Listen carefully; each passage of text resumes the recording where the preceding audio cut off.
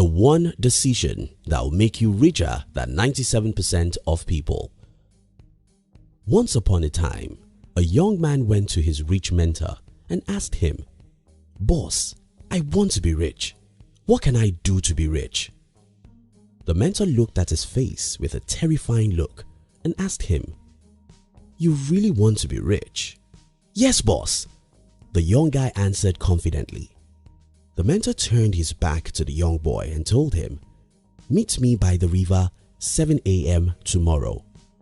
The next day, the young guy woke up worrying. "I want to be rich. What does that have to do with the river?" Anyway, he got to the river and met his mentor at the appointed time.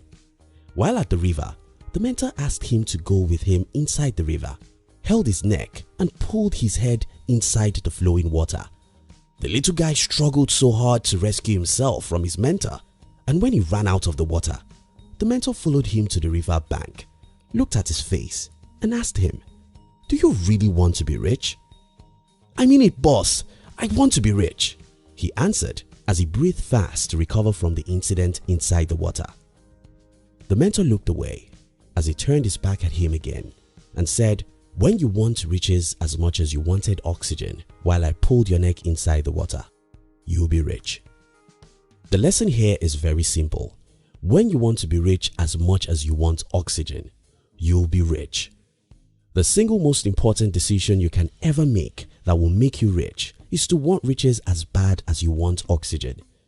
How bad do you want oxygen? As bad as you want life, because your life obviously depends on oxygen. Your life depends on money too. But you see, your life doesn't only depend on oxygen, it depends on money too. That's the truth, and I'm not saying this to make you negatively desperate about money. Instead, I want to pull your neck inside the flowing river so that you'll be positively desperate for your life. Except we want to deceive ourselves. In this modern world, money is the most important thing in the physical realm immediately after the oxygen. You think about it.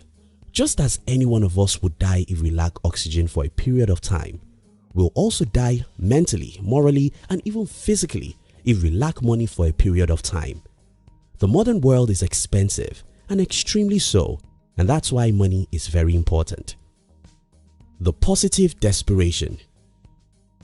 When I was going to the business world over a decade ago, I was probably the most desperate human being on the planet. I was crazy, I was mad, I was not normal. There was nothing on earth you could tell me or do to discourage me. My father tried to stop me, but I won't listen. My mother cried, but I won't pay attention. One of my siblings threatened to disown me, but only death could stop me. I wanted to build a company of my own. I wanted to have money. I wanted to be free to do anything I want with my life without being at the service of another human. I was desperate. But guess what? I couldn't do anything illegal or anything that is against my Christian faith. This is what I call positive desperation, and this is what I challenge you to do. You don't have to lie. You don't have to cheat. You don't have to do drugs, but you have to be desperate. You have to be willing to do ugly things. You have to be willing to deny yourself some pleasure. You have to be willing to delay gratification. These are all tough things, and you need to be desperate to do them. If you don't want money as bad as you want oxygen, you can't be rich. The world of cowards. In my humble opinion, I think ours is a world of cowards. The last time I saw a courageous man, he was 15. Almost every adult I know is a coward. People are afraid of living. They are afraid of trying. They are afraid of taking risks. They are afraid of dying. They are afraid of everything. They are cowards. Unfortunately, the world was designed for the strong. If you are not strong, you cannot live a meaningful life because life has got nothing for you. Nothing, absolutely nothing. You will never get anything in life except the things you fight for. Now, John F. Kennedy said, "The irony of life is that for us to experience peace, we have to prepare for war." It's that simple. No fight, no freedom. No war, no victory. No pain, no gain. Here are some tips that will help you. 1. Visualize your perfect future. Visualization is a great way to travel to the future. Let me tell you why this works. You see, your brain doesn't know the difference between the real and imaginary pictures. That's why you cry when you watch an emotional movie. You know for sure that the scenes you're watching aren't real, but your brain doesn't know it, so it pushes you to cry.